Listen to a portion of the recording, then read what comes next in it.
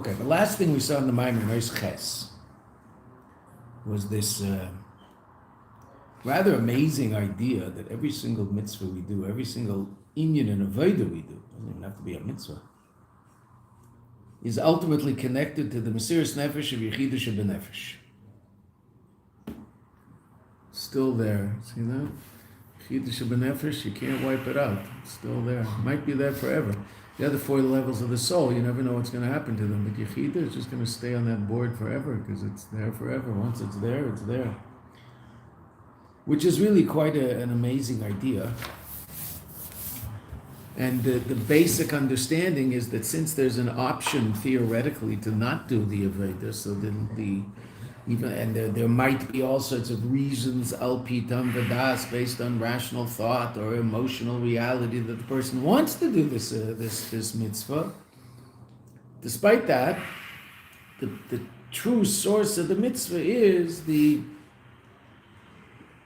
unbreakable bond of the Yid with the Eibishter. That's what the Rebbe says, which is an amazing idea, based on Tanya, explaining the Alter Rebbe. So on page Kuf Pei Vav, second last piece of paper that you have, the second paragraph in Ois Tes, Vagam. Vagam, now the Rebbe is going to talk about different levels of Mesiras Nefesh and how they're all one. It's also a subtle point that's hard to understand. He says it. Vagam the inyan of Mesiras Nefesh mavur b'maimer hanal. And even though that the reality of Mesiras Nefesh that's mentioned in the Mitler Rebbe's Maimer, the Bala Geula, who is the highest level of Mesiras Nefesh, Nizbatlu kol ritzonoseh, that all of a person's personal desires are done away with. Va'ad to such an extent, shekol inyonim hem bishtavus, that all of his matters are in a state of hishtavut, which comes from the root shaveh, meaning everything is equal. What the Frierdiker Rebbe actually, the Mitler Rebbe talks about this quite a bit. It's interesting. You find it in the Mitler Rebbe more than anywhere else, really. The idea of what's called midas hishtavus, this quality of this quality of equality. There must be a better word than quality to use in that sense.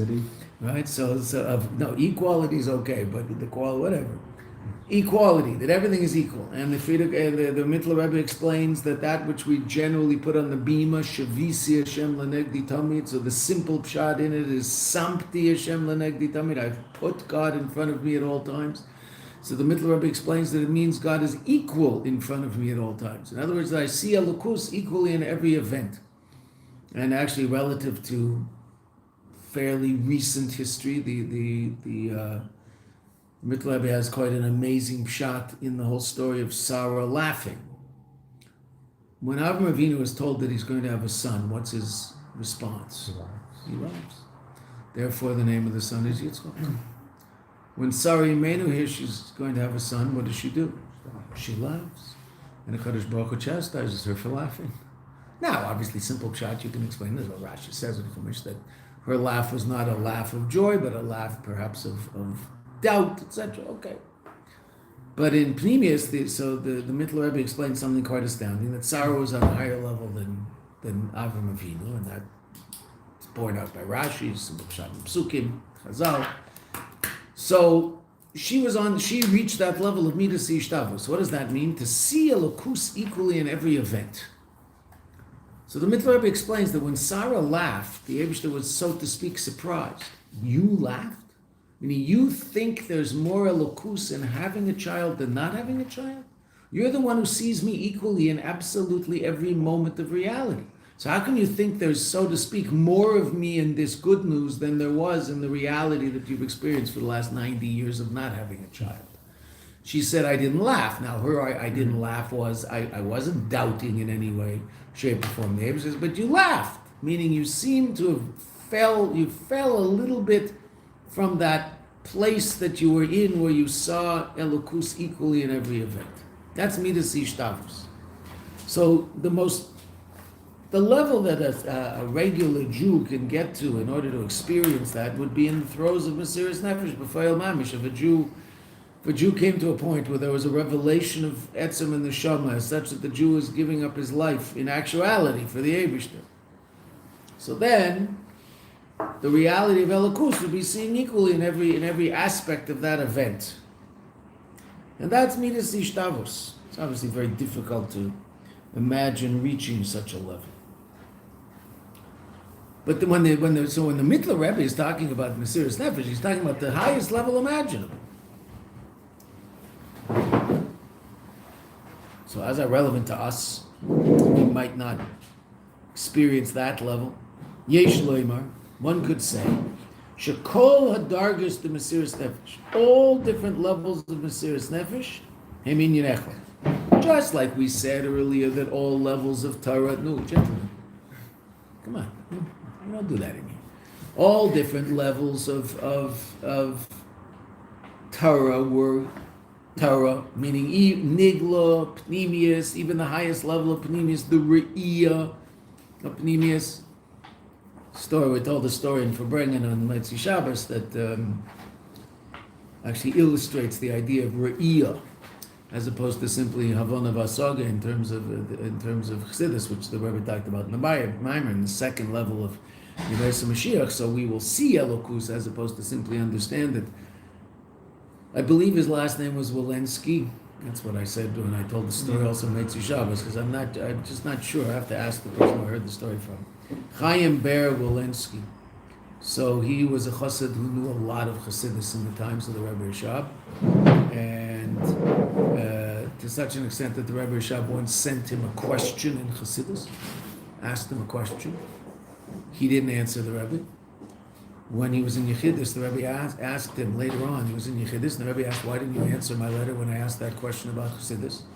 So he said, because I assume the Rebbe understood the answer. Why? I mean, what's the havamina that I'm going to know something in Chassidus that the Rebbe doesn't know? And the Rebbe said an amazing thing, and I would imagine it's shaykh to our Maimon. I don't know, but I would imagine the pshat and what the Rebbe said is shaykh to what we learned in our Maimon. The Rebbe Rashab said to him, yeah, but I wanted to know how human intellect would understand it. It's a rather amazing statement. So what would that, based on what we learned in the Maimer, I want to know, meaning Havana Vasaga, I want to know what it is in Havana Vasaga, what it is in intellectual understanding, as opposed to what this idea is in the level of Re'iyah, of seeing the Elokus in it. That could be the pshat in what the Rebbe Rashab said to him. I'll tell the rest of the story just because it's important. If there's one person in the room that didn't hear the story, it's worth saying that everybody else again. That the Rebbe, the Frierdiker Rebbe writes regarding this Jew that the Alter Rebbe said. I better take another drink of coffee and I'll try to get this all straight.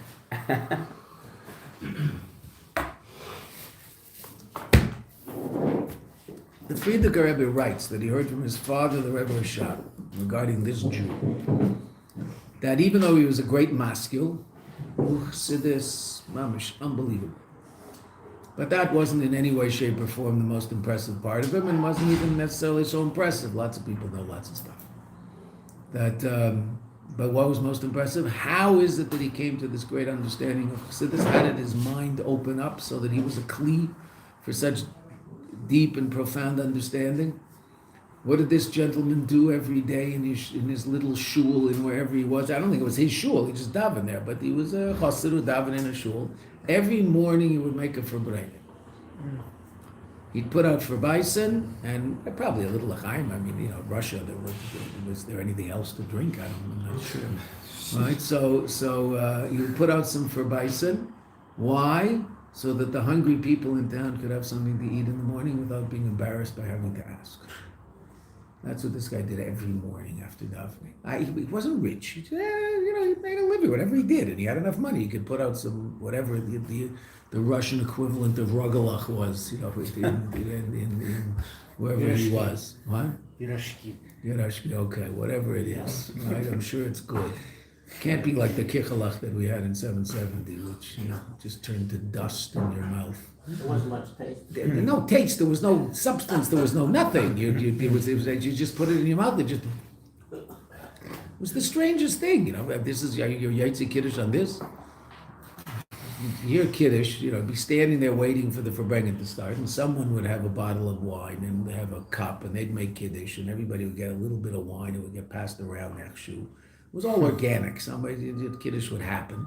And then these kichalach would start floating around, so you could make a mazonis, and you'd make a mazonis, and you'd bite into it, and it would just sort of turn to dust in your mouth, and in order to eat a shear, you probably have to eat 20 of those things. But they melt in your mouth? No, not melt. Okay. They would turn to dust. There was no melting. Melting in your mouth is already, a croissant with a little le beurre, croissant et le beurre. That melts in your mouth. This just disappeared. It was like the most Russian experience, come to Lubavitch, let's experience Russia. No taste, no substance, nothing. Just get it together, be buttle, and be quiet. What was stuff you can put herring on? There was no herring. You didn't have herring in? Herring in 770? Not a chance. Wow. There were kichalach and wine. That was it. This was Kiddush. You're standing there waiting for Farbrengen. You're standing on your feet. You haven't moved since you started standing there before davening. You davened there. And you stood there, and then you waited for the Farbrengen to begin, and so your Kiddush would happen. There was cholent on the floor. If you wanted to get cholent, you could figure out, but it was not on the floor. On the floor of 770, there were people who were giving out cholent, but sometimes it made it up into the bleachers, sometimes it didn't. You'd get this little thing of cholent, but which was good. It was good cholent, but sometimes it'd make it to you, sometimes not. There's thousands of people standing there. I don't think there was enough cholent for everybody to get cholent. I don't know. You'd eat after the Farbrengen. So the Rebbe says something very interesting here after those parentheses. Yesh lemisha kol dargis the Mesiras Nefesh Yamin Echad. Just like we learned relative to Torah, that all of the levels of Torah we said are Torah achas. So even though there's a level of Torah where there's even a certain, these words should all ring true based on the Maimer we've been learning, that even though there's a level of hislavshus, there's a level of involvement in the physical world because the Torah is talking about the physical world, and that's when a person learns nigla. That level of Torah is still equal and the same. It's as much Torah as that level of Torah that only talks about a Kadosh Baruch Hu and has no shaykhis to the world whatsoever. Chassidus, Pnimius Torah. It's all the same. So too the Rebbe is now saying about Mesiras Nefesh, that somehow it's all the same. And what's the mashal the Rebbe brings? Al derech hayadua, based on that which is known. And the Alter Rebbe talks about it in Torah Or. So for the Rebbe, that means we all know it. Al derech hayadua, it certainly isn't esoteric. It's there if we want to learn it. Be'inina yira, regarding yira. So what's explained in Chassidus? That all levels, there's higher levels and lower levels of Yira, but ultimately they're all equal on a certain level. Why? What's unique about Yira, and how is it different than Ava, than love? To cave and she Yira he bitl. What's Yira? Yira comes from it's loosely translated as the fear of God, but really it means awe. And in Chassidus, Yira is explained as an appreciation of godliness in your presence, because Yira is the same letters as the words Re'iyah, to see. A person who's sensitive to the godliness in his midst, that's a person who has Yira Shemayim. Right? And what does that therefore produce? A state of bittul. Yira is about not being so powerfully connected to my own existence. That doesn't mean I don't take care of myself and don't bathe and don't eat. That means that a person's conscious reality is more aware of the godliness in his midst than his own personal reality.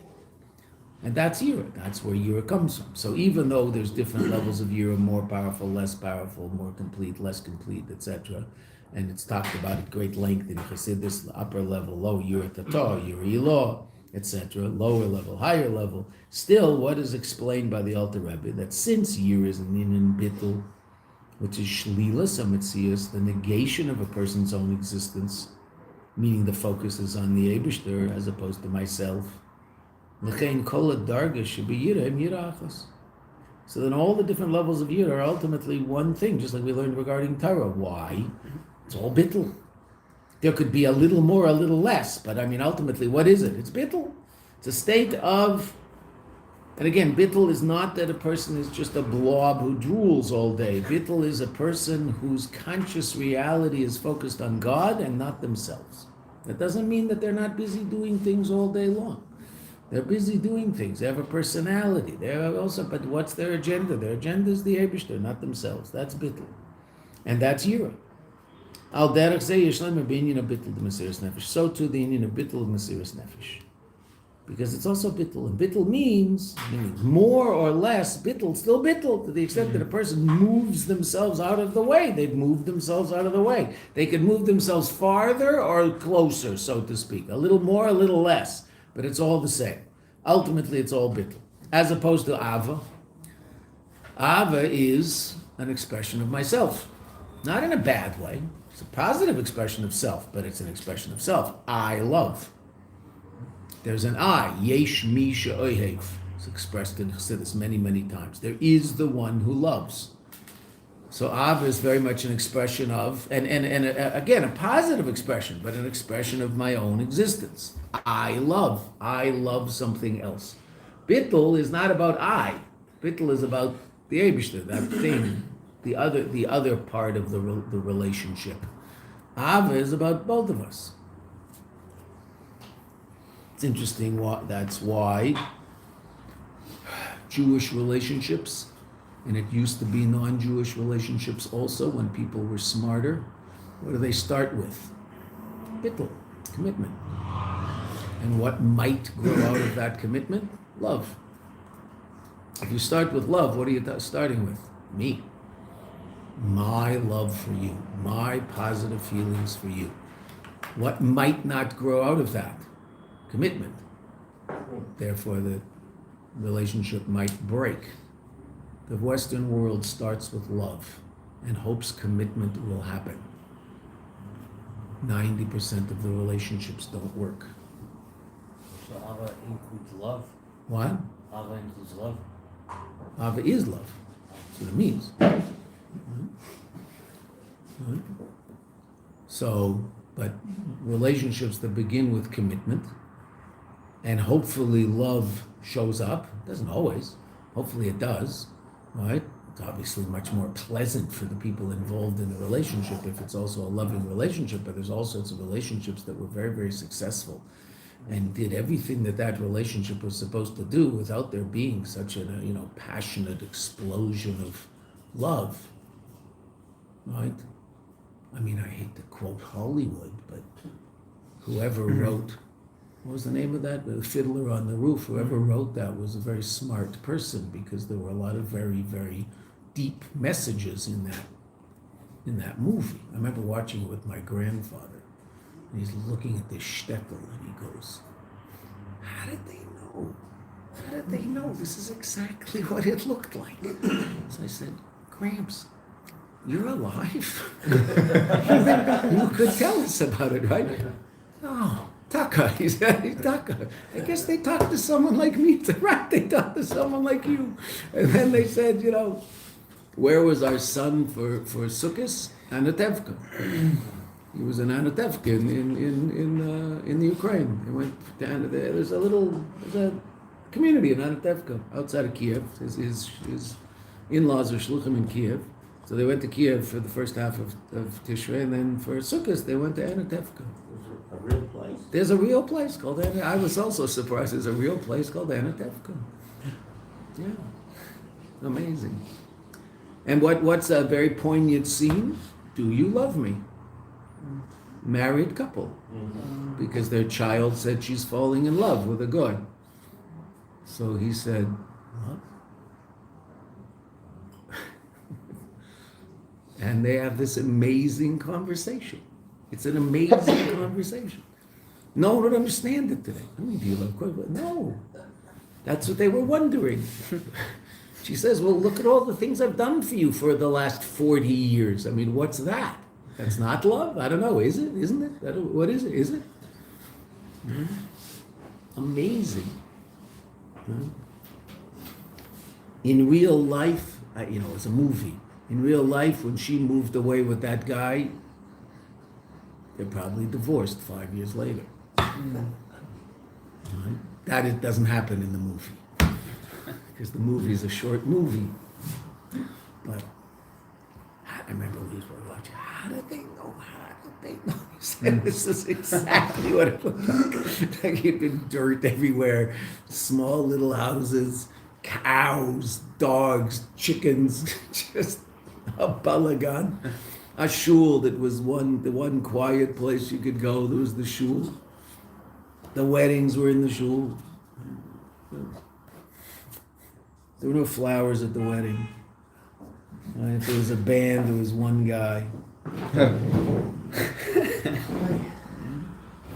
But they had hard lives, but they made it. If they didn't make it, we wouldn't be here.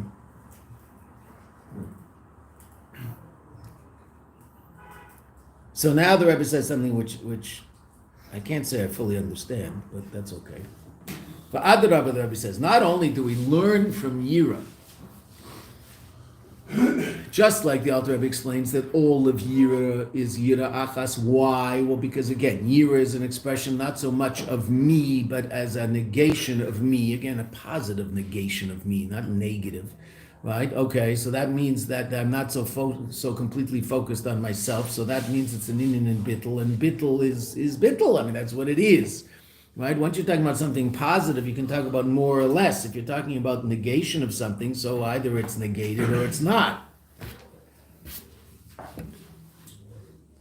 And that's Yira.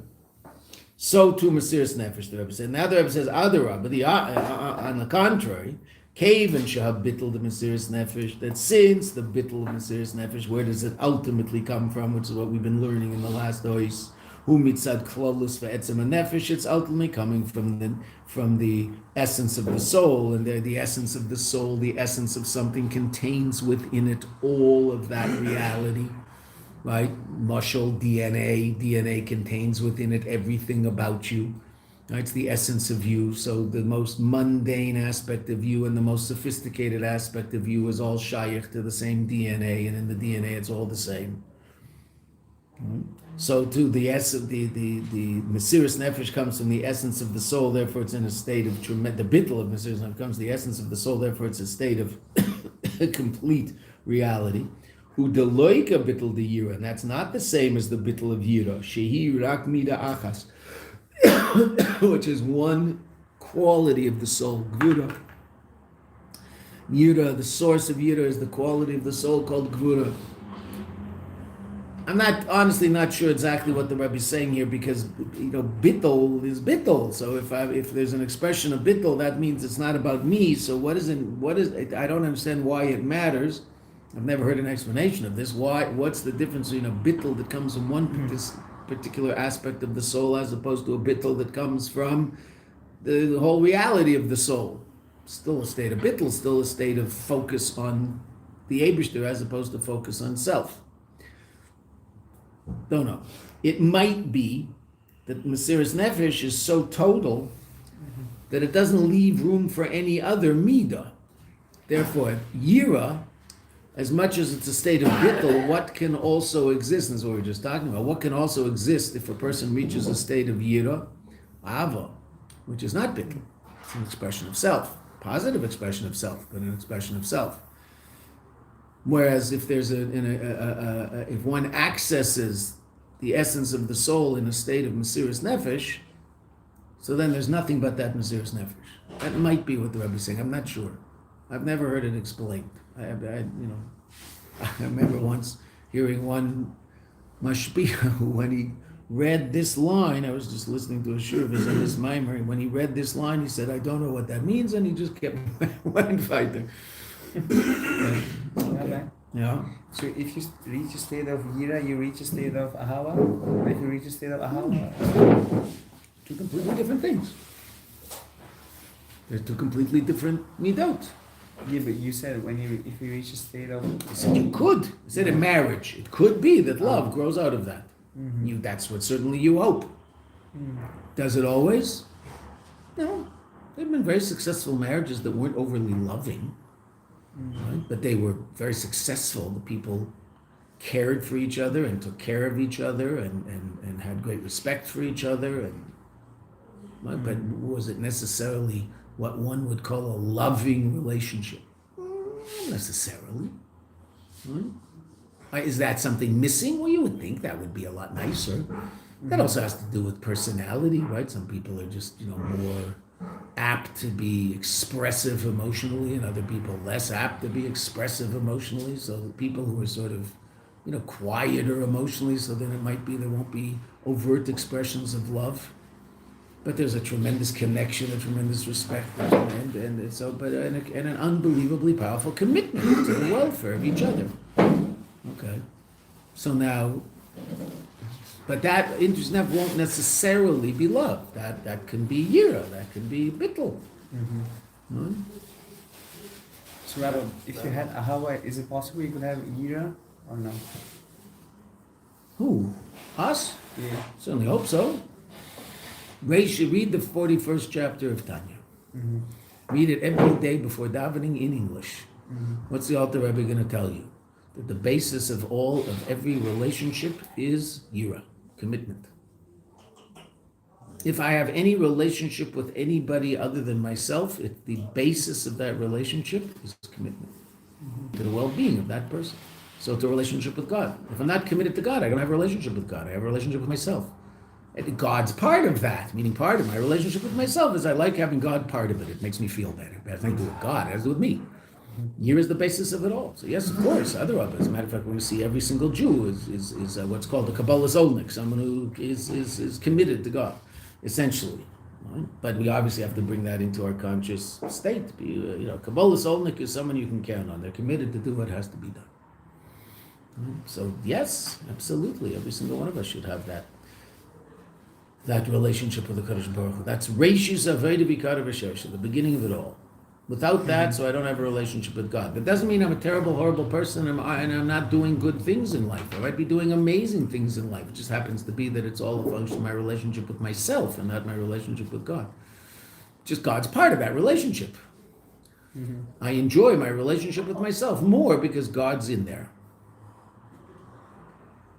Okay, so that's not yira. Is that bad?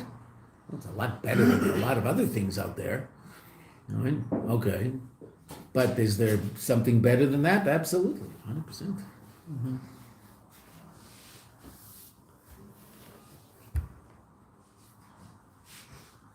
Commitment to the Eibishter means that if something has to get done, it gets done.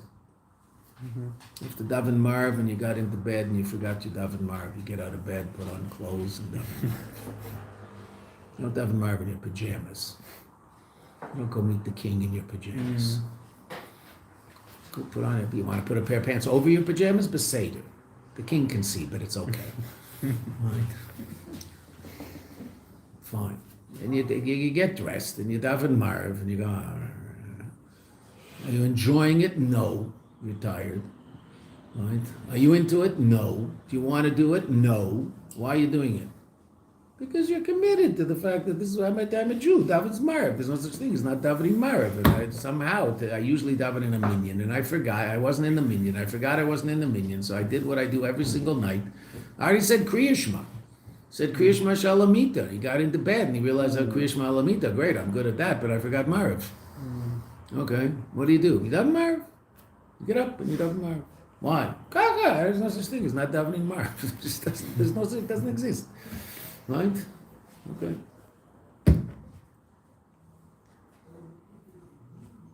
Could be taken. There was a Jew here. We've mentioned him a few times. Who is a very, very special Jew. Lived in Haifa. He was a tractor driver. Moved in Dunan. So he was very, very straight and to the point, to the extent that some people found it a little too much, he was really to the point. So I feel bad since I'm being recorded here, but what am I going to do? I'll say what he said. Someone I know once asked Reuven, he said he just finds it hard to find time to learn Chassidus. Reuven says, you find time to pish, don't you? That was Reuven's response. If you have to do it, you find time for it, right? And learning Chassidus isn't voluntary. You just have to learn Chassidus. Why? Because if you don't learn Chassidus, you're not going to love God and fear God. And you have to love God and fear God. So get it together and find time in your day when to learn Chassidus. That's all. That was moving. That's just the way he was. He was a tractor driver. He left Yiddishkeit as a young man. Young. He was around at the beginning of the estate. Got caught up in the fervor of building a state and he learned how to drive a tractor and make roads. After doing this for a few years, he realized, wait a minute, hold on a second.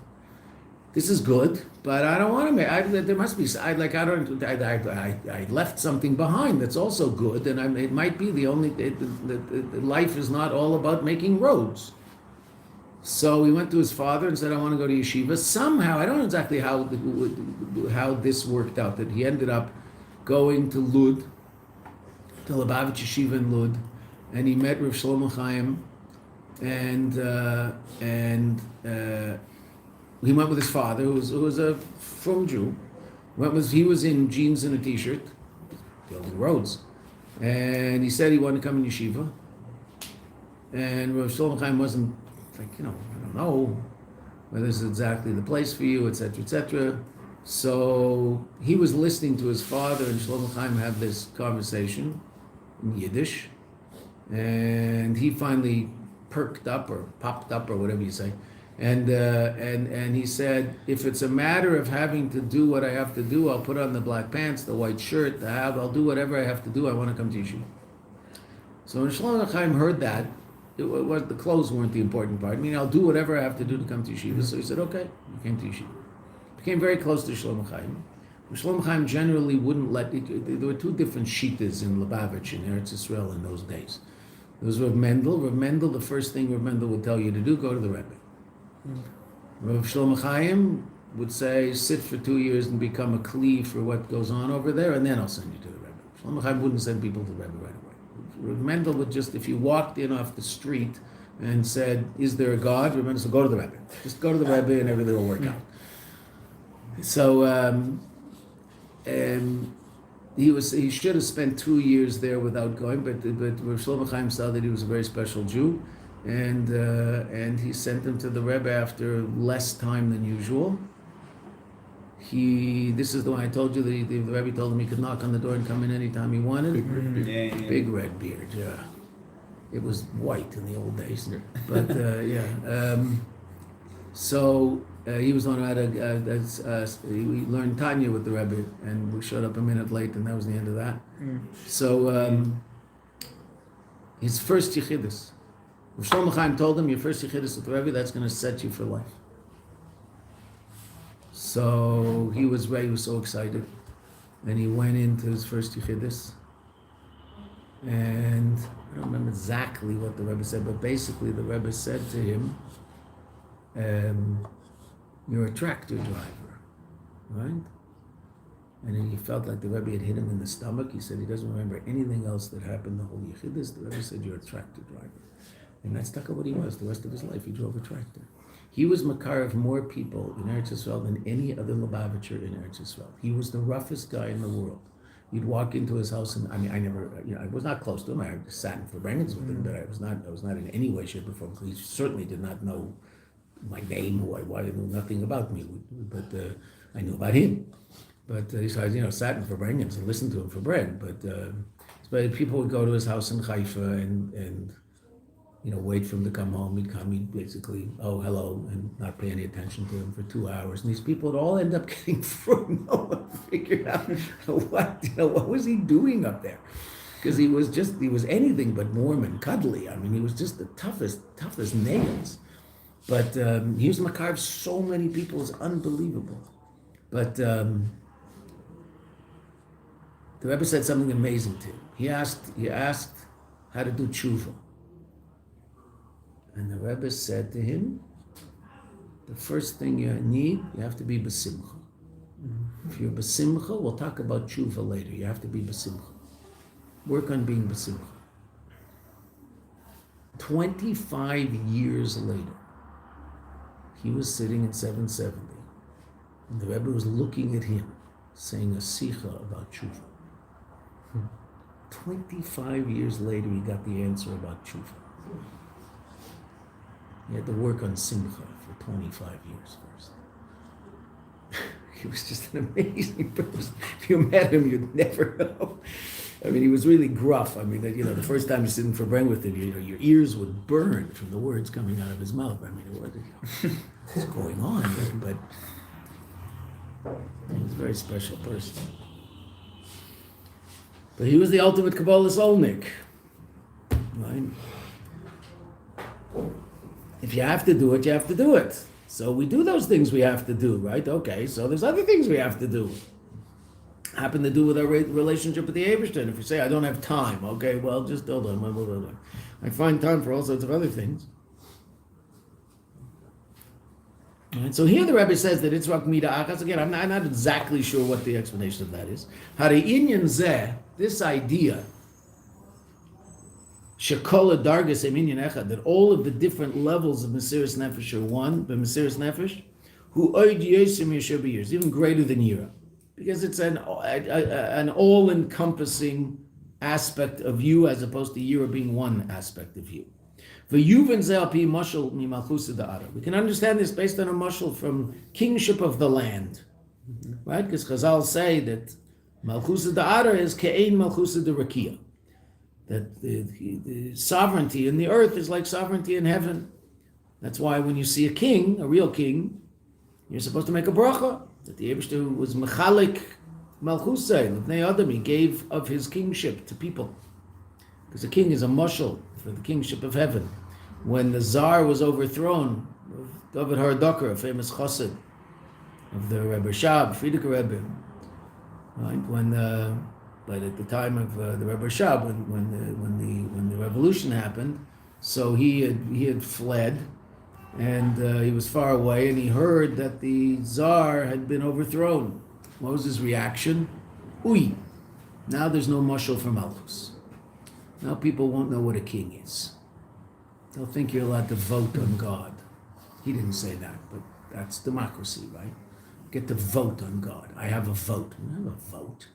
God's king. What he says goes. We don't vote whether or not we like that idea or don't like that idea. But democracy has its, it's obviously a wonderful system to live under as opposed to other systems. Right? That being said, it definitely takes its toll on two very important aspects of life, which is people's bittul to a Kadosh Baruch Hu because they think that their vote matters. And democracy evidently has had, over time, a rather disastrous effect on the family. The family is not a democratic unit, it's an autocratic unit. And so it seems to have crumbled under democracy. Because theoretically, children get a vote. No, they don't. Parents decide and children do. Well, try to say that now. There are children who call their parents by their first name. It's Nisr Deraisa. It's like eating a piece of bacon, calling your father by his first name. Not allowed to. Why? Because he's not your friend, he's your father. And I just saw my daughter was visiting her grandmother, who was also my mother. And they were looking through old albums, and they saw a picture of my father, besholom, wearing a t-shirt that obviously we got him. Right? And the t-shirt says, "Why? Because I'm your father." That was the t-shirt. That was the message we got, and we learned it very well. Right? There was that's the way it is. He's your father. If he says it, you do it. Right? You don't like it, you like it. You grumble like a 15-year-old loves to grumble. Okay, Seder, but you do it. Why? Kacha. Okay, well, if a person grows up that way, then they might be able to also figure out that God's just like that. Why do you do it? Because God said so. Kacha. Because he's our God. Right? So that's called Kabbalah Soul. So we learned from Malchus Adar, the Rebbe says something very, very interesting. This is for you, Doc. Listen, you'll see why. K'sha'adam nichnas l'tzava. Person enters the army. Af sha'aydayin lo shiras b'tzah, even though he hasn't served in the army yet. He hasn't done anything, but he's a soldier. It's on the first day. They gave him his uniform. Right? V'alachas kama v'kama shelo yeh b'milchama. He wasn't in a war. Yet, or ever. Hu meiser es nafshe legamre. He gives over his soul completely, I mean, he gives over himself completely. Und wird ois balabayis uf sich, and he becomes not balabayis on himself. Meaning he's not the balabayis, he's not the one who calls the shots relative to his own life. Who calls the shots relative to his life? The army. And if the army decides you're going to be over there, well, you're over there. And if the army decides you're going to do this, well, you do this. I mean, that's just the way it is. That's what it means to be a soldier. Okay, and interesting enough, the Rebbe uses that mushal constantly in our relationship with kids. Tzivus Hashem, the Rebbe opened up Tzivus Hashem, and people were upset. And it's not a nice mushal. Armies aren't nice. They're not fuzzy and warm. So maybe don't do Tzivus Hashem. The Rebbe was adamant. No, Tzivus Hashem. Each kid has a dargah, and he goes up in dargah. He becomes a corporal, and he becomes a sergeant, and he gets by doing this and doing that, and saying more tehillim on Shabbos, etc. Right? And he gets his stuff in the mail from Tzivus Hashem. So too in the spiritual army, which is what we're all in. Was the Eibush to call us Yisrael and Tzivus Hashem? Pasuk. Right? It's a pasuk in Shmos that the Kadosh Baruch Hu calls us his army. That which every single Jew has Kabbalah soul. Now again, this is something that every single Jew has. Whether or not it resonates in the conscious reality of that Jew is a separate issue, right? But a healthy Jew, who is he? He's a Kabbalah soulnik. Right? The heart, when we define the heart in terms of how a healthy heart works. Right? Is there such a thing as an unhealthy heart? Absolutely. Does it work differently? Absolutely. Right? Is it still a heart? It's still a heart. Just isn't acting in the way that a healthy heart acts. And when you would describe a heart, when you read a medical book about what a heart is, so you'll read about a healthy heart. What's a heart supposed to do? Not necessarily what this guy's heart is doing, because maybe his isn't overly healthy. Right? Okay, so what's a Jew in a state of health? Ma'amin ben ma'amin, someone who believes in the Eibishter. What's a Jew in a state of health? A Kabbalah Solnik, someone who's committed to the Eibishter. That's a state of health for a Yid. Is there a situation where a Jew might not be healthy? Absolutely. He's a terrible, horrible person? No, chas v'sholom. But might that person not be expressing who they really are? Who are they really? They're a Kabbalah Solnik. That's what the Rebbe says. Right here. Like the well-known statement, a Yid is a Kabbalah Zolnik. A Yid is someone who's committed. To what? The Eibishter. Someone who does what the Eibishter wants done. Why? Because the Eibishter wants it done. So, believe shelot, without questions. Does he have to understand it? He doesn't have to understand it. Does he want to understand it? Well, he wants to understand it because the Eibishter wants him to understand it. But he doesn't have to understand it in order to do it. Well, he does it because the Eibishter wants it done. And with that attitude, he enters into the army of the Eibishter.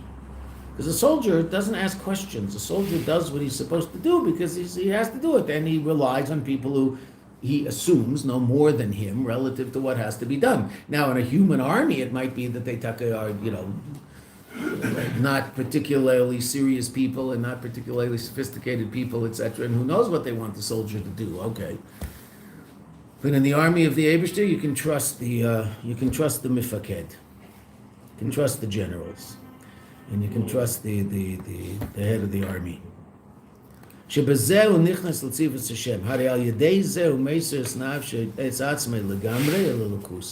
By virtue of this, he gives himself over completely to Elokus.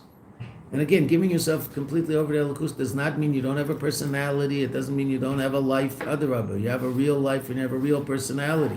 And as a matter of fact, you have such a real personality. Why? Because you're not afraid to express who you really are. Because if I'm in a state of Yeshus, if all I think about is myself, I'm going to probably express myself within the context of what I think people will accept most. I will conform because I want to be accepted, because it's about me. And I want everybody to think I'm this and that and all these good things. So I'll have to do things that will cause people to think I'm whatever I want them to think about me. And that'll have a lot more to do with what they think as opposed to who I really am. A person in a state of bittul can really be themselves, because it's not about what other people think, it's about what the Eibishter wants, and therefore whatever particular unique personality the Eibishter put in that person will flower and express itself. Right? As opposed to having to be the same as everybody else, cookie cutter. Right? Which is really interesting. The bittul leads to the most powerful expression of self in a positive way. Who you really are. And everybody's different, and everybody's unique, and everybody has special powers that someone else doesn't have. And the reason you're here is because you can accomplish something that no one else can accomplish. That's why you're down here. If that weren't the case, then why would you need to be here? Why would the Eibishter bother? Right? Because every single one of us has a kayach that someone else doesn't have, and we can accomplish something that no one else can accomplish. Okay? So we're here. We're supposed to find that thing and do it. Sometimes it's easy to find, sometimes it's hard to find. U'masira zu, this masira, he kshura. U'meir ba masiras nefesh. This is connected to, and it shines into it, this giving over of this person. Ha-masiras nefesh, the self-sacrifice. Shemitzad yechida b'dargah hinaylis. The level of yechida on the highest level. I mean, even though this is not the highest expression of yechida in a revealed way, but ultimately, where is this Kabbalah soul coming from? The fact that a Jew sees himself as a soldier of the Eibishter comes from the deepest place in his soul. Even though, again, that's not necessarily revealed. He's not necessarily experiencing that, but that's ultimately where it's coming from. Amazing. Just like every mitzvah, it's coming from that place. Because what's a yid? Kabbalah solnik. That's what we are. And we describe things in terms of them in their healthiest state. It doesn't mean that's what they look like. Right? I mean, I'd imagine if you go to the cardiology department in a hospital, you're not going to see many hearts that are what hearts are supposed to be like. That's why they're there. Right? Okay, but that doesn't mean that a heart isn't supposed to be what it says in the textbook. Right? The heart is supposed to be what it says in the textbook, and it's supposed to function the way it says in the textbook. That's called a healthy heart, because that's how we'll define it. Lungs are supposed to do whatever lungs do. Okay, we're not going to define lungs by the lungs of someone who's been smoking 35 cigarettes for the last 20 years. That's not a proper lung. Lungs are not supposed to be black and sooty. Right? Okay. One of my first operations my wife ever was part of as a student, when you just hold the clamps, right? That's what you're, just really, the rest of us, that sounds so gruesome, but that's how the student's allowed to be there to watch, right? They just hold the guy open, right? Somebody, right? You go, so I go, ugh. She told me that. I was like, come on, someone has to do it, right? Right? So, and you don't need to be a surgeon to do that. You just have to have scrubbed up. Right, so that's how the students get to watch operations, and it must be fascinating if you can get past that and see what's going on in there. The first one ever, she said it was a heavy cigarette smoker. She said it looked like a furnace in there. So it was all black and sooty. Oh, she said it was just gross. She couldn't believe it. Like, wow. She asked the doctor afterwards, well, what was it? She said, it was a cigarette smoker. That's what they look like inside. Ugh.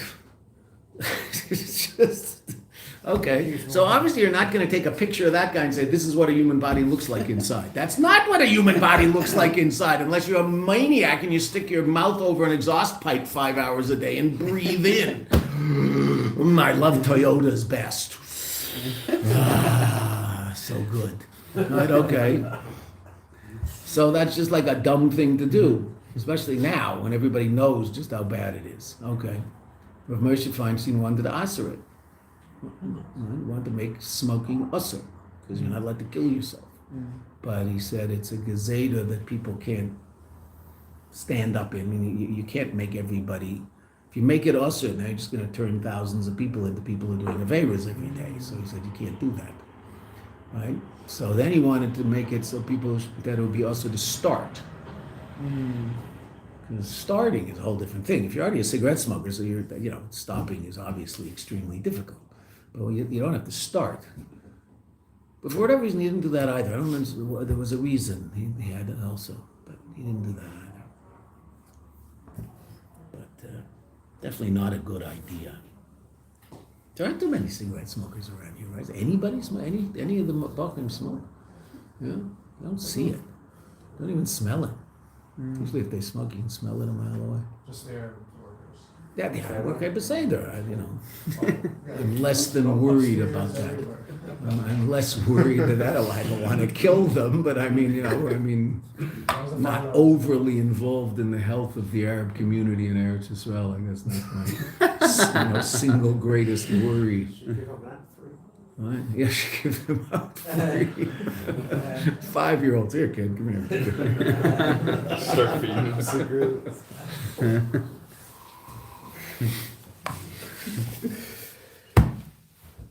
It's a clock there now. Al pi kol hanal. Right? Yesh levar gam. Now Rebbe's going to take this back to the whole story of Posde besholom. Because again, what's the story? When did David HaMelech say this kapitel Tehillim, which is so powerfully connected to Yud Kislev and Yud Tes Kislev? Avshalom, his son, had organized a bunch of people to try to overthrow David HaMelech. A very, very, very difficult time, obviously, in David HaMelech's life. He did not have an easy life, David HaMelech, if you ever read the book.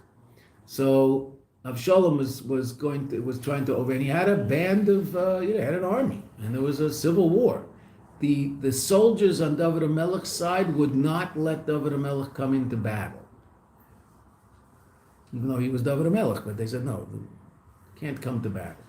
David HaMelech did go to battle in other battle, not this one. So what did David HaMelech do? Said Tehillim. Which Tehillim did he write for that war?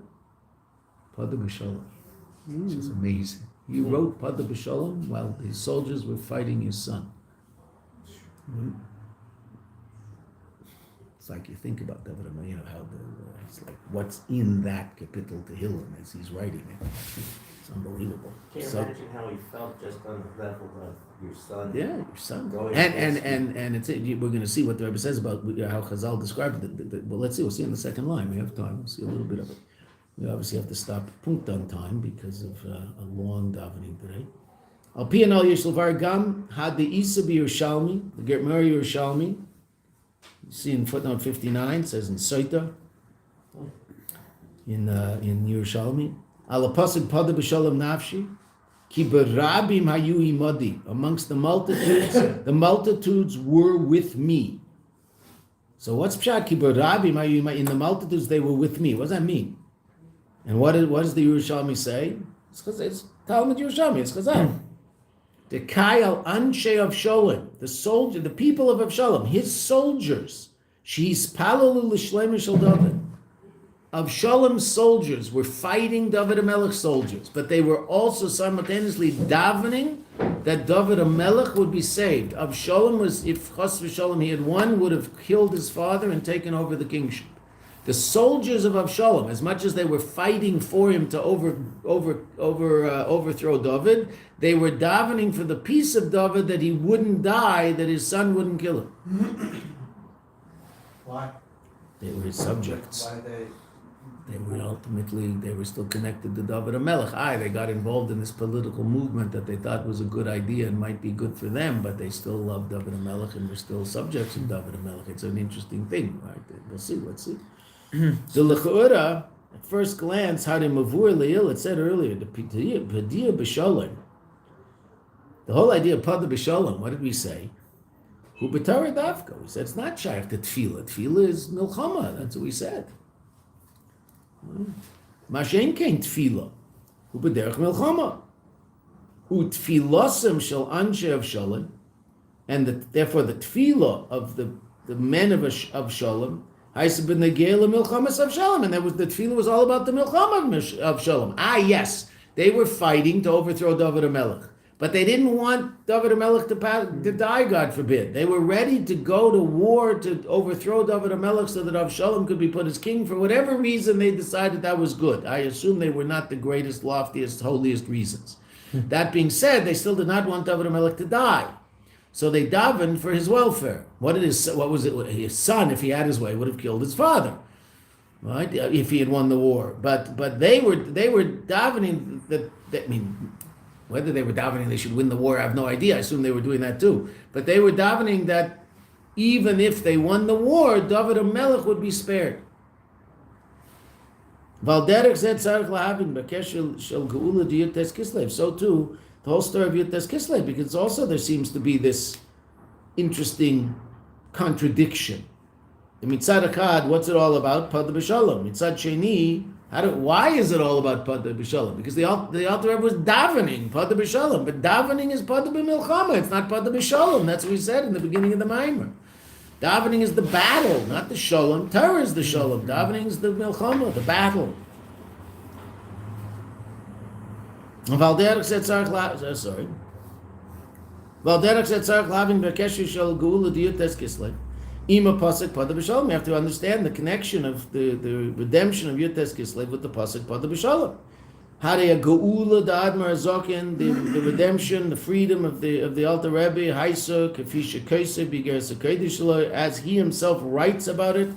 What does he say? Kishakarisi b'sefer Tehillim. When I was reading Tehillim, and what's that? Dinyana Shalamiris Tehillim. The idea of saying Tehillim, Afal Pisha Sefer Tehillim Humi Chavdal Sfarim the Tanakh Torah. Even though Tehillim is part of the Torah. Okay, that's true. Tehillim is part of the Torah, but saying Tehillim is davening. It's not learning Torah.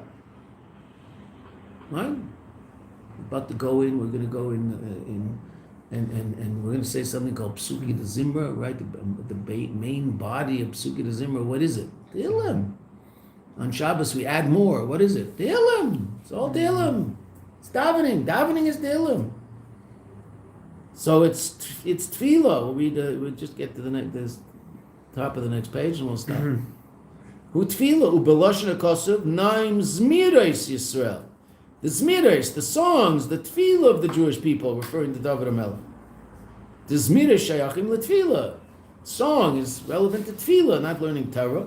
Ubefrat, particularly al pia yadua, as is known, misipurei Rabbeinu Nesienu, from the stories that the Rebbeim told us over the years, Shegu'ulas Admar Zaken, top of page Kuf Peizayin, the Gul of Admar Zaken, Baal Yedei HaTfiles, the Talmidav, the Chasidav, the Kol HaYuchim Be'idversav, that the freedom of the Alter Rebbe came as a result of the tefillah of all of his Chasidim.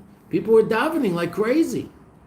U'Ge'ula Zu, next line there's a period, we'll stop. Ge'ula Zu, Shabal Yedei Tefillah, this Ge'ula came as a result of tefillah. And what did we say about tefillah earlier in the Maimer? Shas Sleisa, Shas Krova. The time of davening is a time of battle.